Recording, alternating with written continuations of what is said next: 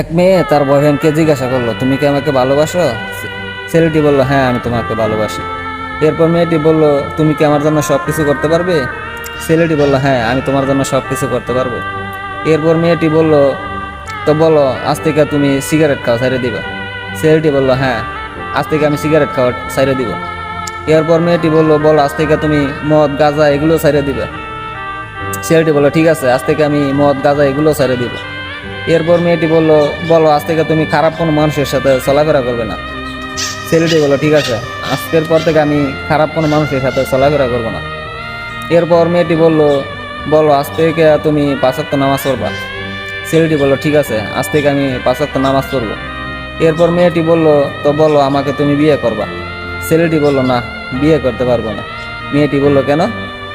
ছেলেটি বলল, এখন যেহেতু ভালো হয়ে গেছি তাহলে তোমার বিয়ে করবি কেন? তোমার সাথে ভালো মাইয়াই তো আমি পাবো।